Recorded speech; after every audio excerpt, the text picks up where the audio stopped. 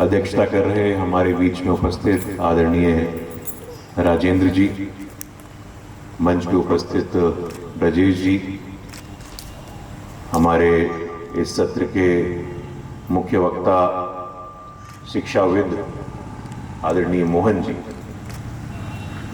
मित्रों, मेरे लिए परम सौभाग्य का विषय है कि आज खरगोन की पावन धरती पे इस पवित्र कार्यक्रम में मुझे आने का अवसर और सौभाग्य प्राप्त हुआ है। मेरा मध्य प्रदेश से पुराना संबंध रहा। मध्य प्रदेश में ही मैं एक बालक के रूप में आया और युवा बन के निकला। 5 वर्ष की कानून की पढ़ाई मैंने मध्य प्रदेश के भोपाल के प्रतिष्ठित नेशनल लॉ यूनिवर्सिटी भोपाल में किया। तो मेरा मानना है कि जितना आपका अधिकार मध्य प्रदेश पे है, उससे कहीं कम मेरा अधिकार मध्य प्रदेश पे नहीं। साथियों, आज जब इस कार्यक्रम के क्रम में मैं आ रहा था, मैं पहली बार निमाड़ की इस पवित्र भूमि पे आया और आने के क्रम में मुझे महेश्वर जाने का भी सौभाग्य प्राप्त हुआ, जहां माता अहिल्याबाई होलकर जी ने धर्म और लोक कल्याण को एक सूत्र में पिरोया। और उस धरती पे आज खड़ा होकर के जब मैं विश्व को देखता हूं तो मेरे मन में एक प्रश्न खड़ा होता है। आज जब पूरे विश्व में एक संकट, एक अस्थिरता, एक अनिश्चितता है, तो इस कार्यक्रम के माध्यम से, इस मंच के माध्यम से मैं ये कहने का साहस करता हूं कि इस अनिश्चित काल में अगर कोई दिशा देने का काम कर सकता है तो मेरे सनातन संस्कृति और भारतवर्ष ही कर सकता है, और दूसरा कोई नहीं कर सकता है।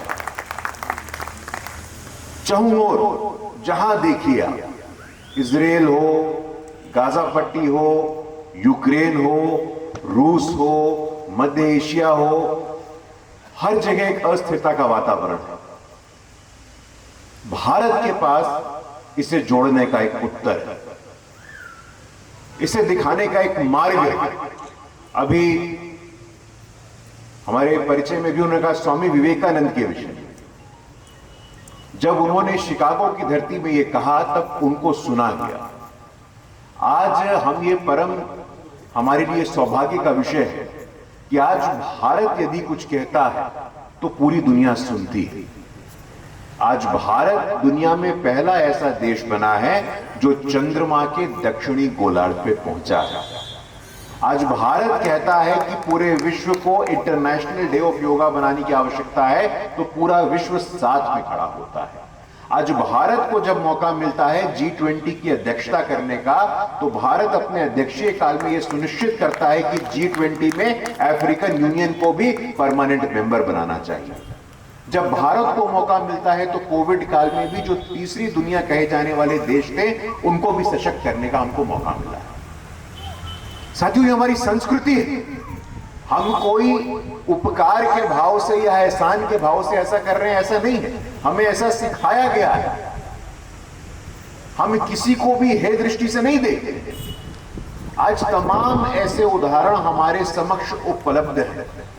इंटरनेशनल सोलर अलायंस बनता है फ्रांस के साथ, तो भारत खड़ा होकर के इंटरनेशनल सोलर अलायंस की नेतृत्व करता है। इंटरनेशनल सोलर अलायंस हो, कोalition ऑफ डिजास्टर रेजिलिएंट इंफ्रास्ट्रक्चर हो, आज विश्व में तमाम ऐसे संस्थान, तमाम ऐसे मल्टीलैटरल इंस्टीट्यूशंस खड़े हुए हैं जो भारत की नींव पे हैं। क्या कारण है इसका?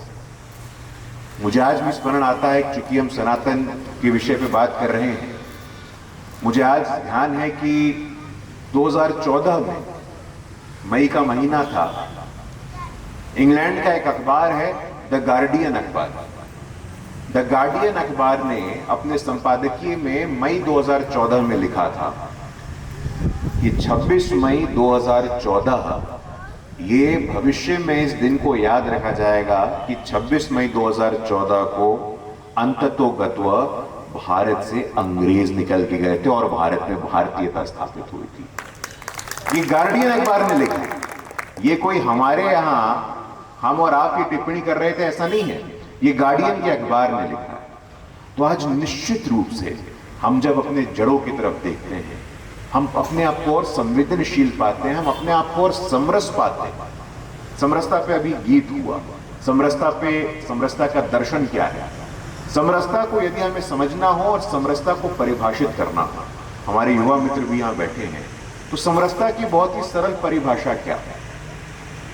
समरसता का अर्थ है शोषण मुक्त, समता युक्त।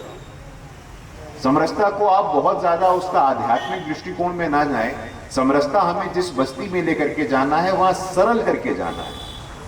शोषण मुक्त समता युक्त जो है वो समरस समाज है। समरस में स का समता है, म का ममता है, र का रमता है, स का सामंजस्य और त का तारतम्यता है। यही समरसता है साथियों। जब हम एक भाव के साथ देखते हैं और अतीत से लेकर आज तक आप हमारे हजारों वर्षों के सभ्यता के इतिहास को उठा के देखेंगे तो मेरा यह स्पष्ट रूप से मानना है, जो ऐसे 3 ग्रंथ हुए हैं जिसने हमारे सिविलाइजेशन को, हमारे सभ्यता का मार्गदर्शन किया है, the documents of civilisational guidance, यदि आप देखें उसको, तो महाभारत हो, रामायण हो, तो महाभारत के रचयिता कौन, रामायण के रचयिता कौन और हमारे भारत के संविधान के रचयिता कौन? तो वो चाहे महर्षि वेद व्यास हो, महर्षि वाल्मीकि हो, वो डॉक्टर अंबेडकर, वो समाज के उसी तबके से आते हैं और उस समाज के तबके से आने के बावजूद उन्होंने देश का, संस्कृति का, सिविलाइजेशन का एक मार्गदर्शन करने का काम किया। ये किसी और देश में संभव नहीं है साथ, ये किसी और समाज में, किसी और संस्कृति में संभव ही नहीं है। मेरा अभी कुछ दिनों पूर्व ऑस्ट्रेलिया जाने का अवसर मुझे मिला। ऑस्ट्रेलिया में एक प्रांत है, जैसे भारत का ये प्रांत है मध्य प्रदेश, तो ऑस्ट्रेलिया का एक प्रांत है न्यू साउथ वेल्स, जहां पे सिडनी शहर है। तो उस कार्यक्रम के अंतर्गत न्यू साउथ वेल्स में पूर्व की प्रीमियर थी, जो वहां मुख्यमंत्री कहते हैं। तो भोजन पे हम लोग की चर्चा चल रही थी, तो न्यू साउथ वेल्स की प्रीमियर, उन्होंने मुझसे कहा कि गुरु प्रकाश जी बाकी सब तो ठीक है, लेकिन आपके यहाँ महिलाओं की स्थिति में और भी अभी सुधार की आवश्यकता है। मैंने कहा निश्चित रूप से मैं आपकी बात को स्वीकार करता हूं, लेकिन आपको भी इस बात को समझने की आवश्यकता है। आपके देश के इतिहास में 1900 से उनका इतिहास प्रारंभ होता है। तो मैंने कहा मैडम, आपको एक महिला प्रधानमंत्री चुनने में 125 वर्ष का समय लग गया और भारत ने ये काम मात्र 15 वर्षों में कर दिखाया, तो आप ज्ञान देने से पहले आत्मावलोकन भी करके देखिए। ये अद्भुत है। ये जो पश्चिम की मानसिकता, जो भारत पे समाज को, संस्कृति को एक हे दृष्टि से देखने का उन्होंने लगातार प्रेरित किया है, आज पश्चिम की मानसिकता से आगे बढ़ के हम अपनी जड़ों को कैसे देखें, हम अपने सिविलाइजेशन को, अपने संस्कृति को कैसे देखें। आज ओंकारेश्वर में शंकराचार्य जी का प्रसंग आप सबको मालूम है। शंकराचार्य जी अल्प आयु में, मंडन मिश्रा जी के साथ भी उनका संवाद होता है और मंडन मिश्रा के साथ संवाद होता है तो उसमें न्यायाधीश कौन होता है? तो अभय भारती होती है। तो उस समय भी महिलाओं का सम्मान, वंचित वर्गों का सम्मान सुनिश्चित किया गया, लेकिन काल के दौर में ऐसा हुआ कि तमाम ऐसे दुर्गुण भी आ गए। उन दुर्गुणों को स्वीकारना, हम कई बार क्या होता है कि समरसता के विषय में बात करते करते हम रक्षात्मक हो जाते हैं, खासतौर पर जो राजनीतिक क्षेत्र में हमारे लोग काम करते हैं। मैं उनसे बताना चाहता हूं, राजनीतिक क्षेत्र में जो हमारे विरोधी हैं, मैं तो बिहार से आता हूं, राजनीतिक क्षेत्र में जो हमारे विरोधी हैं वो समाज में जाति के नाम पे भेदभाव करके अपनी राजनीतिक रोटी को सेकने का प्रयास करते हैं। लेकिन पिछले 12 वर्षों में जो सामाजिक परिवर्तन हमने देखा है, ये खरगोन का क्षेत्र, ये आदिवासी बहुल क्षेत्र है। पिछले 12 वर्षों में और पिछले 75 वर्षों में साथियों, जब से हम स्वतंत्र हुए हैं, ये ध्यान रखने योग्य बात है, जो बात जाति की करते हैं, जो बात अनुसूचित जाति, जनजाति, वनवासी की करते हैं, उन्होंने कितना मान सम्मान दिया। पहली बार देश के इतिहास में 75 वर्षों में ऐसा हुआ, हमारी सरकार आने के बाद एक आदिवासी की बेटी को संविधान के सर्वोच्च स्थान पर बिठाया गया, तो अब संभव हुआ। साथियों, जब हम बात करते हैं, जब समरसता में हम केवट जी की, निषाद जी की, शबरी जी की बात करते हैं तो हमारा उपहास करते हैं वो लोग। वो कहते हैं कि आप लोग बहुत पुरानी बात कर रहे हैं, और उनका तो एक एजेंडा है जो आप जानते ही हैं। तुमको बताना चाहिए हम प्राचीन भी हैं, हम आधुनिक भी हैं। हमारे दृष्टिकोण में आपके तरह जाति के नाम पे, समाज के नाम पे, भाषा के नाम पे, क्षेत्र के नाम पे, परिवार के नाम पे, उपनाम के नाम पे भेदभाव करने की कोई प्रकृति नहीं है।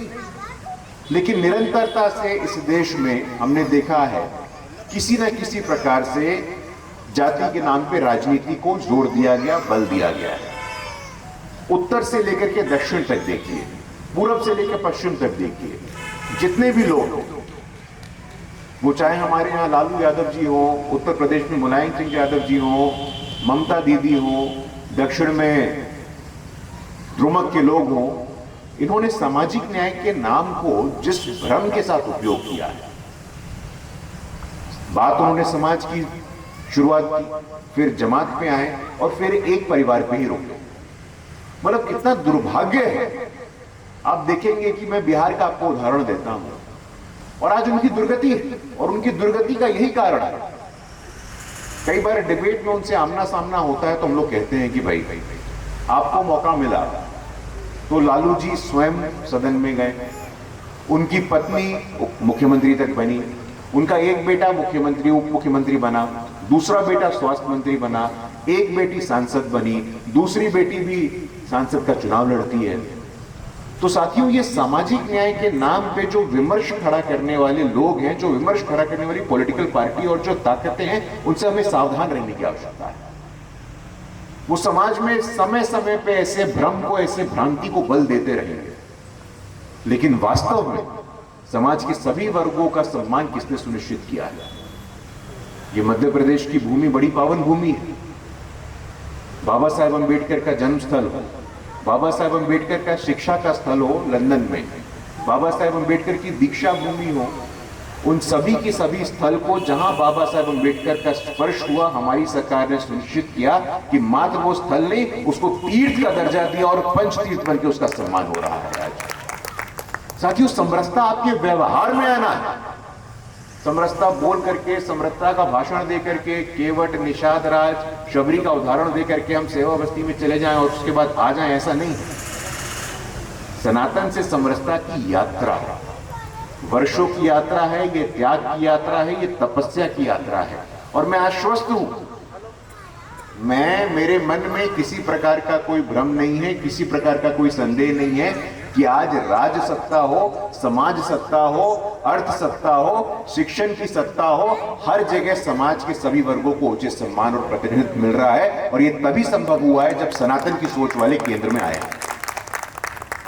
साथियों, अभी चर्चा में बहुत सारी बात है कि भाई हमारे दर्शन में जो विविधता है, ये विविधता हमारी ताकत, हमारी शक्ति है। हमारे यहाँ बुद्ध, हमारे यहाँ जैन, हमारे यहाँ चारवाक, सबका यहाँ पे सिर्फ प्रफुल्लित नहीं होते, प्रस्फुटित नहीं होते, उनका एक चर्चा और उनको दिशा मिला है। उसको संकीर्णता से लगातार लेफ्ट के लोगों ने, अमेरिका के विश्वविद्यालय के लोगों ने हमारी सभ्यता को, हमारी संस्कृति को कटघरे में रखने का काम किया। कभी महिला विमर्श के नाम पे, कभी जाति विमर्श के नाम पे। तो ऐसे दौर में ये हमारा दायित्व बनता है, ये हमारी रिस्पॉन्सिबिलिटी है, ये हमारा कर्तव्य है कि समरसता को हम समझें, समरसता को हम जानें, समरसता की परिभाषा क्या है।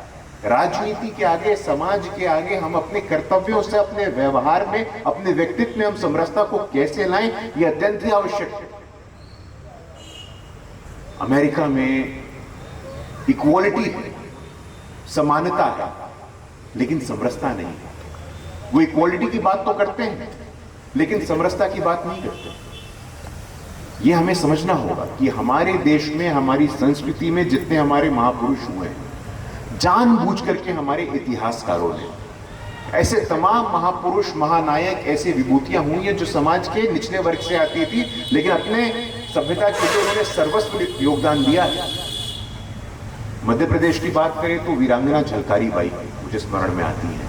उदा देवी जी मेरे स्मरण में आती हैं, महाराष्ट्र में नामदेव चोखा मेला मेरे स्मरण में आते हैं, जनाबाई मेरे स्मरण में आती हैं, सोयाराबाई मेरे स्मरण में आती हैं, बिहार में बाबू जगजीवन राम मेरे स्मरण में आते हैं। ऐसे तमाम लोग हैं जो वंचित तबके से आते थे, लेकिन देश के लिए सर्वस्व न्यौछावर करने का मौका मिला, बलिदान देने का मौका मिला, तो वो पीछे नहीं हटे।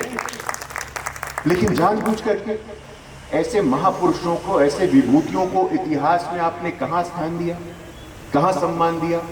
झलकारी बाई अगर मैं पूछूं तो आप लोगों में से कितने लोग जानते हैं? मुझे आश्चर्य होगा।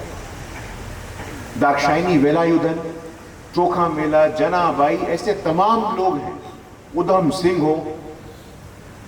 आज आवश्यकता है कि ऐसे महापुरुषों को, ऐसे विभूतियों को हम इतिहास के पन्नों से निकालें और समरसता का एक नया दृष्टिकोण स्थापित करें। और मैं आश्वस्त हूं, जैसा कि मैं कह रहा हूं, मेरे मन में कोई संदेह नहीं है, मेरे मन में कोई डाउट नहीं है, आज की युवा पीढ़ी से और आप लोग जो बौद्धिक नेतृत्व करते हैं, आज समाज में और सरकार में भी ऐसे लोग बैठे हैं। आजादी के अमृत महोत्सव में इस बात का प्रयास किया गया कि इन वर्गों को लोगों को आप निकालिए, आप स्कॉलरशिप दीजिए, आप रिसर्च करिए। मैं आपके समक्ष बाबू जगजीवन राम को उदाहरण रखना चाहता हूं। बाबू जगजीवन राम एक अद्भुत प्रेरक व्यक्तित्व थे। आज तमाम ऐसे नारे उठते हैं, कोई जय भीम का नारा देता है, कोई धर्मांतरण की बात करता है। बाबू जगजीवन राम का जन्म दलित समाज में होता है। बाबू जगजीवन राम आजीवन संघर्ष करते हैं। बाबू जगजीवन राम को अपनी पाठशाला में एक अलग घड़े से पानी पीने को कहा गया, उन्होंने इसका विरोध किया। आप सोचिए, एक 8 वर्ष 9 वर्ष का बालक जो अपने पाठशाला में जाता है, उसको ये कहा जाता है कि आप अपने लिए अलग कलश की व्यवस्था करिए, आप उसमें पानी पीजिए। उस बालक ने उस मटके को फोड़ दिया। आप उसके हृदय की गहराइयों को समझने का प्रयास करिए। बाबू जगजीवन राम आगे जाकर के पंडित मदन मोहन मालवीय ने कहा कि आप बीएचयू चलिए। बाबू जगजीवन राम के पिता एक समर्पित हिंदू थे। बाबू जगजीवन राम के पिता शिवनारायणी संप्रदाय के थे। बाबू जगजीवन राम के घर में आप आज भी जाइए, जो दिल्ली के कृष्णा मेनन मार्ग पे है, वहां वो तुलसी का पौधा आज भी रखा हुआ है। मेरे हृदय में बड़ी वेदना उत्पन्न होती है जब अमेरिका के कुछ स्कॉलर्स ये कह देते हैं कि भाई दलित समाज अलग, सनातन अलग, समरसता अलग, सनातन अलग, वंचित वर्ग अलग है। ये कहने में मेरे मन में कोई असमंजस नहीं होता है जब मैं कहता हूं कि सनातन के वास्तव में जो उत्तराधिकारी हैं वो तथाकथित वंचित समाज के लोग हैं और दलित समाज के लोग हैं। सनातन को कोई अपने कंधे पे उठाता है मेरी छठी मैया के पर्व में, मेरे कांवड़ यात्रा में, तो मेरे वंचित समाज के लोग होते हैं। लेकिन जानबूझ करके ऐसा दृष्टिकोण दिया जाता है। हमें आज सावधान रहने की आवश्यकता है सर। समय समय पे जय भीम की बातें भी होती हैं, दलित मुस्लिम एकता की बात होती है। मैं आप सभी सुधीजनों से आग्रह करना चाहता हूं कि एक चिट्ठी जरूर पढ़िए आप, क्योंकि आप सब समाज का एक वैचारिक नेतृत्व करने वाले लोग हैं। मैं आप सबसे आग्रह करता हूं कि एक जोगेंद्रनाथ मंडल जी ईस्ट पाकिस्तान में लॉ मिनिस्टर बनते हैं। वो भी इस प्रयोग में जाते हैं कि भाई दलित मुस्लिम एकता की बात हो। जोगेंद्रनाथ मंडल जी कुछ ही दिनों के भीतर में 48 पन्नों का अपना त्याग पत्र देते हैं और उसमें बताते हैं कि दलितों का किस प्रकार से वहां अन्याय और अत्याचार हो रहा है। कुछ दिनों पहले साथियों, आपके स्मरण में होगा, बुर्का को लेकर के एक आंदोलन खड़ा हुआ। बुर्का, हिजाब, बुर्का के, अब देखिए नैरेटिव कैसे बनता है, आप किसी भी मुद्दे को खड़ा कैसे करते हैं, आप समझिए ये चालाकियां क्या होती हैं। बुर्का के समर्थन में एक महिला भाषण दे रही थी और उनके पीछे बाबा साहब अम्बेडकर की तस्वीर लगी थी। तो ये तस्वीर देख करके यही भाव आएगा कि बाबा साहब अम्बेडकर भी बुर्का के समर्थक थे, उनके भी बुर्का पे क्या विचार है। तो मैंने शोध किया, बाबा साहब अम्बेडकर की पुस्तक है और अगर आपकी रुचि और आपकी जिज्ञासा है तो आपको पुस्तक जाके देखिएगा, उपलब्ध है ऑनलाइन नहीं। बाबा साहब अम्बेडकर ने अपनी पुस्तक फ्रीडम और पार्टीशन ऑफ इंडिया, ये पुस्तक का नाम है, उस फ्रीडम और पार्टीशन ऑफ इंडिया के पृष्ठ संख्या 254-255 में बाबा साहब अंबेडकर ने बुर्का के संदर्भ में लिखा है कि burqa is an indication of slavish mentality. बुर्का गुलामी मानसिकता का प्रतीक है। वो आगे लिखते हैं, burqa wearing women walking on Indian street is the most hideous sight. बुर्का में जो महिलाएं भारत की सड़कों पे चलती हैं वो मुझे घृणित करती हैं, ऐसा बाबा साहब अम्बेडकर ने कहा है। लेकिन जो नैरेटिव बनाने वाले लोग हैं, जो जय भीम कहने वाले लोग हैं, जो दलित मुस्लिम एकता की कहने की बात करते हैं, वो इस बात को नजरअंदाज करते हैं। साथियों, आज हमारे पास शोध करने की ताकत है। आज हमारे पास ऐसे तमाम एकेडमिक संसाधन उपलब्ध हैं, तमाम ऐसे रिसोर्सेज उपलब्ध हैं। हम सनातन की बात करते हैं, हम सनातन के वाहक हैं, तो हमें इन बातों की जानकारी होनी चाहिए। हमें बाबू जगजीवन राम की जानकारी होनी चाहिए। हमें बाबा साहब अंबेडकर के विचार क्या थे उसकी जानकारी होनी चाहिए। और मैं आश्वस्त हूं कि जिस श्रद्धा भाव से, जिस त्याग के भाव से ये ट्रस्ट काम करता है, आप निश्चित रूप से इस बात को समाज में लेकर के जाएंगे। क्योंकि मेरा मानना है, जाति यथार्थ है, जातिवाद व्यर्थ है, लेकिन फिर भी हिंदू समर्थ है, हिंदू समर्थ है, मेरे मन में कोई संदेह नहीं है साथियों। और आप सब यहां पे, आप सब वो स्वामी विवेकानंद की संस्कार हो, वो आचार्य शंकराचार्य जी के विचार हो, आप सब उसके संवाहक हैं, हम सब उसके संवाहक हैं। और जब हमारी सोच पे, हमारी संस्कृति पे इस आधार पे आक्रमण होंगे तो हम लोगों को तैयार रहना होगा। धर्मांतरण का प्रयास लगातार, उत्तर पूर्व में जाइए, दक्षिण में जाइए, ये भूमि फिर भी बची हुई है, ऐसा मेरा मानना है तुलनात्मक रूप से। लेकिन आज दुनिया में क्या क्या चर्चाएं चल रही हैं। आज विश्व के तमाम ऐसे समूह हैं जो बढ़ते हुए भारत को बर्दाश्त नहीं कर पा रहे हैं साथियों। वो इस बात को एक्सेप्ट करने को तैयार नहीं है कि पूरे विश्व में भारत का मान सम्मान इतना बढ़ गया है। इसीलिए तमाम ऐसी कुरीतियां, तमाम ऐसी बातें होती हैं और ऐसा नेगेटिव प्रोपोगेंडा करने का प्रयास किया जाता है, कभी संविधान के नाम पे, कभी आरक्षण के नाम पे। SC ST OBC की बात होती है पॉलिटिक्स में, हम लोग राजनीतिक क्षेत्र में काम करते हैं, कहा जाता है, हमने कहा कि भाई आज कांग्रेस पार्टी या कोई भी इंडी गठबंधन के लोगों, मैं यहाँ राजनीति की बात करना नहीं चाहता था, लेकिन चूंकि उदाहरण देना तो मैं यहाँ बात कह रहा हूँ। भागीदारी की बात वो करते हैं जिनके पास कोई नैतिक अधिकार नहीं है भागीदारी की बात करने का। उनकी सरकारें हैं तमाम जगह, कर्नाटक में, तेलंगाना में, हिमाचल में, कहीं भी उन्होंने सत्ता में भागीदारी किसी वर्ग को नहीं दिया है। और जब मौका मिलता है भारतीय जनता पार्टी को सत्ता में आने का, तो मध्य प्रदेश हो, राजस्थान हो, दलित समाज का उप मुख्यमंत्री बनता है। उड़ीसा में पहली बार हमारी सरकार आती है, आदिवासी समाज का व्यक्ति मुख्यमंत्री बनता है। छत्तीसगढ़ में आदिवासी समाज का व्यक्ति मुख्यमंत्री बनता है। बाबा साहब अंबेडकर के बाद केंद्र में कोई दलित समाज का व्यक्ति कानून मंत्री बनता है, तो अर्जुन राम मेघवाल जी अब बनते हैं। लेकिन फिर भी हमारे लोग रक्षात्मक हो जाते हैं। साथियों, जो बंगाल का प्रकरण है, ये सिविलाइजेशनल है, ये सांस्कृतिक है। बंगाल चिकन नेक का वो क्षेत्र, बंगाल में जिस प्रकार की घटनाएं हो रही थी, मैं आश्वस्त हूं आप लोग फॉलो कर रहे होंगे उसको। बंगाल में जो हुआ ये क्रांतिकारी है, ये ऐतिहासिक है। इसीलिए आज मैं पूरे आत्मविश्वास के साथ ये कह सकता हूं कि आज का जो हमारा समाज है, ये जागृत समाज है। आज का हमारा समाज ये जागरूक समाज है। हम किसी भी विषय पे बैकफुट पे नहीं आने वाले हैं। लेकिन आपसे मेरा विनम्रतापूर्वक यह आग्रह है कि इस व्याख्यान माला के माध्यम से कम हम इन तथ्यों के साथ लैस रहें। हम बाबू जगजीवन राम के विचारों को समझे, हम बाबा साहब अंबेडकर के दर्शन को समझे, हम कबीर के दर्शन को समझे, हम रविदास के दर्शन को समझे, हम जोयाराबाई, जनाबाई, झलकारी बाई, उदा देवी के त्याग तपस्या को जाने, ताकि कल को कोई हमारे सनातन में प्रश्न चिन्ह खड़ा करे तो हम इस उदाहरण से बता सकते हैं कि समरसता आज का नहीं है, समरसता हजारों वर्षों से हमारे खून में है, हमारे व्यवहार में है, हमारे व्यक्तित्व में है और हमारे प्रकृति में है। कोई ये कहने की साहस ना करे साथ। ये तो तमाम ऐसे लोग हैं, जैसा कि मैंने कहा कि वो भारत के बढ़ते हुए पहचान से, भारत के बढ़ते हुए मान सम्मान से, आज भारत के पास ये ताकत है वो कि वो BRICS, Brazil, Russia, India, China, South Africa उस ग्रुप में भी रह सकता है, और वो Quad US, Japan, India, Australia उस ग्रुप में भी रह सकता है। आप में से जो लोग अंतर्राष्ट्रीय राजनीति को समझते हैं वो मेरी बात को समझ जाएंगे। आज भारत के पास ही ताकत है। आज हिंद महासागर में भारत का हस्तक्षेप बढ़ रहा है। आज सांस्कृतिक क्षेत्र में भारत का हस्तक्षेप बढ़ रहा है। आज हमारे प्रधानमंत्री एकमात्र ऐसे प्रधानमंत्री होते हैं जिनको 24 से अधिक देशों में सर्वोच्च सम्मान से सम्मानित किया जाता है। तो आप बात इसको समझिए। इस बात को कोई स्वीकार नहीं करेगा, इस बात को कोई एक्सेप्ट नहीं कर रहा। बहुत सारे ऐसे लोग हैं जिनको मैं नव सामंती कहता हूं। वो नव सामंतवाद के सोच से ग्रसित है।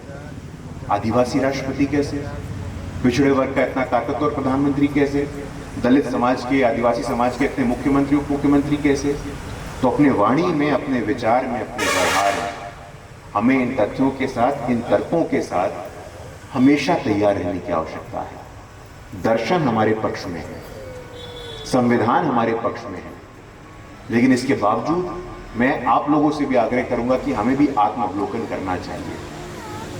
बाबा साहब अम्बेडकर ने 26 जनवरी 1949 उन्होंने कहा था, उन्होंने अंग्रेजी में कहा था जब हम संविधान को लागू कर रहे थे, उन्होंने कहा था India is going to enter into a life of contradictions.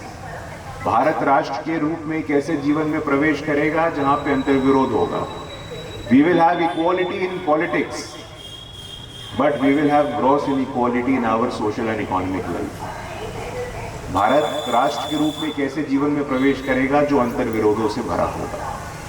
राजनीति में तो समानता होगी, एक व्यक्ति एक वोट के आधार पे, लेकिन समाज में आर्थिक असमानता होगी। तो आज हम आत्मावलोकन करके हम देखें कि उस यात्रा में हम कहां तक पहुंचे। हमने बहुत लंबी यात्रा तय की समाज में, शिक्षण जगत में, धर्म में, हमने उसको पूरा किया है। हमने कबीर के दर्शन को माना है। आज जब अयोध्या में भव्य राम मंदिर का निर्माण होता है तो उस राम मंदिर के साथ साथ महर्षि वाल्मीकि का भी मंदिर का निर्माण होता है। आज उसी अयोध्या में जो एयरपोर्ट है, जिस एयरपोर्ट पे हमेशा सिर्फ एलिट वर्ग जाता था, उस एयरपोर्ट का नाम भी महर्षि वाल्मीकि के नाम पे पड़ता है। आज वो राम जन्मभूमि तीर्थ क्षेत्र न्यास में दलित समाज से आने वाले स्वर्गीय कामेश्वर चौपाल जी को भी ट्रस्टी बनाया जाता है। तो आज भी जो केवट निषाद राज शबरी की परंपरा है साथियों, वो आज भी जीवित है। हम जीवंत संस्कृति है, हम जीवंत परंपरा है। लेकिन काल के इस क्रम में कहां कमियां रही हैं, उन कमियों को दूर कैसे करना है। अगर हम आपस में एक परिवार की तरह उन कमियों को दूर नहीं करेंगे तो कोई आक्रांता आएगा। मुझे अटल जी का एक भाषण स्मरण में आ रहा है। अटल जी ने कहा था, जब प्लासी की लड़ाई हो रही थी तो उस प्लासी की लड़ाई में बहुत लोग लड़ रहे थे, लेकिन उससे बड़ी संख्या में लोग दर्शक बने हुए थे, क्योंकि हमने उनको लड़ने के अधिकार से वंचित किया हुआ था। तो आज हमें अटल जी के उन स्मृति को, अटल जी के उस वाक्य को ध्यान में रखना है और किसी भी वर्ग को लड़ने के अधिकार से वंचित नहीं करना है। सभी को समरसता के साथ, सभी को पर्याप्त संसाधन के साथ भारत मां की रक्षा में खड़ा होने के लिए प्रेरित करना है साथियों। ये ताकत है हमें, ये दर्शन है। अटल जी हो, पंडित दीनदयाल उपाध्याय का एकात्म मानव दर्शन हो, अंत्योदय का दर्शन हो, सभी हाथ को काम, पंक्ति में खड़े अंतिम व्यक्ति का कल्याण। अब पंक्ति में खड़े अंतिम व्यक्ति की जाति का थोड़ी हमें अन्वेषण करना है, पंक्ति में खड़े अंतिम व्यक्ति का कल्याण हमें करना है। लेकिन समाज में ऐसी कमियों को देखना, ऐसी कमियों को समझना, कहां कहां पे ये कमियां हैं उनको स्वीकारना और उन कमियों पे काम करना। मैं आश्वस्त हूं कि आप जागृत लोग, मध्य प्रदेश, छत्तीसगढ़, महाराष्ट्र, ये क्रांति की भूमि है, ये आकांक्षा की भूमि है और आप लोग पूरे देश का, पूरे समाज का नेतृत्व कर सकते हैं। ऐसे साहित्य को सृजित कर सकते हैं जो हमें दिखाता है कि हम एक हैं। जब हमारे दर्शन में, हमारे शास्त्रों में नीति नीति की बात हुई कि नामे यह नामे वो, अहम ब्रह्मास्मि की चर्चा हुई, तो हम क्यों आपस में एक दूसरे को वर्ग के नाम पे, जाति के नाम पे बांटने का काम करते हैं।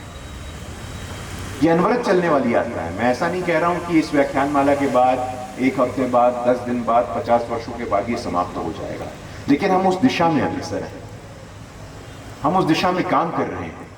जो कमियां हैं उन कमियों को हमने समझा है, उन कमियों पे हम काम कर रहे हैं और उन कमियों को दूर करने का प्रयास कर रहे हैं। यदि हम दूर नहीं करेंगे साथियों तो पुनः जो औपनिवेशिकता की हम बात करते हैं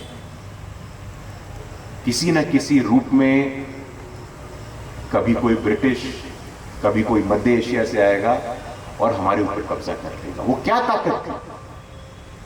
कुछ 100, 150, 200, 500 लोग आए और हमें अपना गुलाम बना लिया। हम एक नहीं, आज हम एक हैं। आज हमें एक रहना है। आज सभी परिस्थितियां हमारे पक्ष में हैं। आज सरकार हो, समाज हो, हमारे पास तमाम ताकत उपलब्ध है, तमाम विकल्प उपलब्ध हैं। हमें दूर नहीं जाना है। समरसता केवल ग्रंथों में रहे तो दर्शन बन जाता है।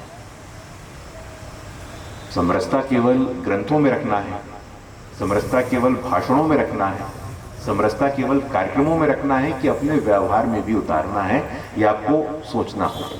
समरसता केवल गीत में रखना है, समरसता केवल कविताओं में रखना है, समरसता केवल लेखों में रखना है, यह आपको सोचना होगा।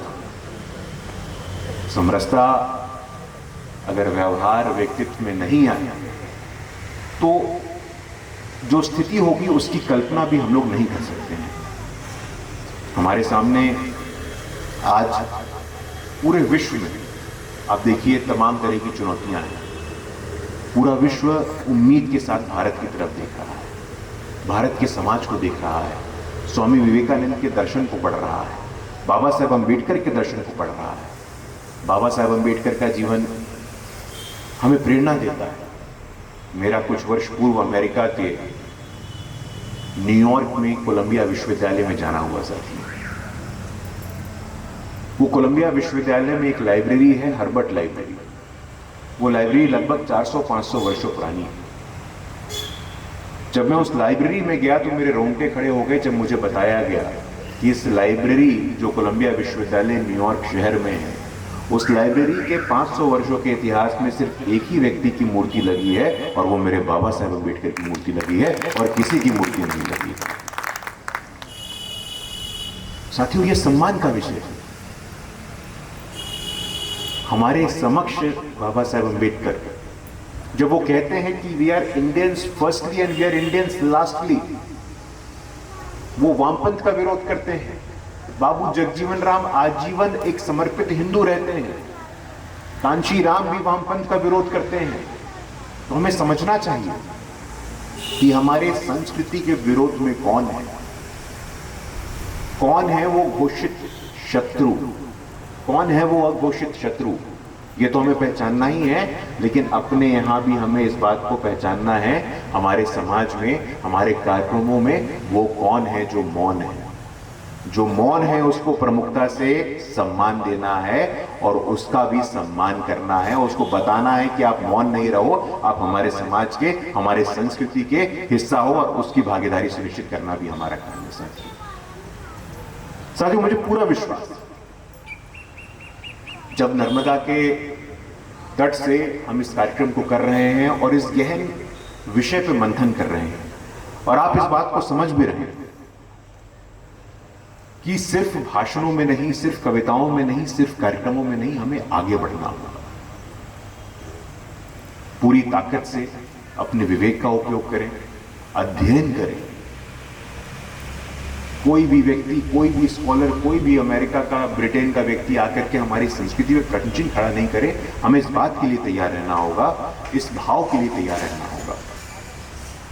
और आज जैसा कि मैंने कहा कि आज संपूर्ण परिस्थितियां हमारे पक्ष में, विश्वविद्यालय हो, सरकारें हो, समाज हो, ऐसे संगठन हो। अटल जी की बातों को स्मृति में लाते हुए, उनके बातों को स्मरण करते हुए मैं अपने वाणी को विराम दूंगा और एक चेतावनी भी दूंगा।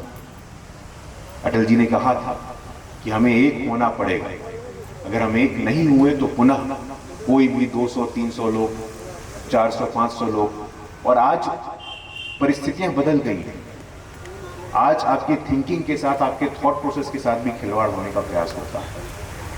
लेकिन अनवरत इस संस्थान के माध्यम से हम एक हैं, हिंदू समर्थ है। हम इस बात की चिंता करें और अनर्गल अनावश्यक बातों को जो राजनीतिक क्षेत्र के लोग करते हैं, जो अकादमिक जगत के लोग करते हैं, हमें कभी भी किसी ग्लानि में रहने की आवश्यकता नहीं है। हमें तथ्यों के साथ तैयार रहना है, हमें तर्कों के साथ तैयार रहना है और हमें अभिमान करना है कि हम महर्षि वेदव्यास, महर्षि वाल्मीकि, बाबा साहेब अम्बेडकर, बाबू जगजीवन राम की संस्कृति को आगे बढ़ाने वाले लोग हैं। मैं पूरे विश्वास के साथ अपनी वाणी को विराम दूंगा और आपकी आंखों में आपने जिस संवेदनशीलता के साथ मुझे सुना है, मैं आश्वस्त हूं कि आप लोगों ने इसमें कुछ न कुछ अनुग्रहित किया होगा और आने वाले समय में समरसता को भाषणों से, ग्रंथों से, कविताओं से और लेखों से निकाल करके अपने व्यक्तित्व में लाएंगे, अपने विचार में लाएंगे, अपने व्यवहार में लाएंगे। बहुत बहुत धन्यवाद सर। बहुत बहुत धन्यवाद।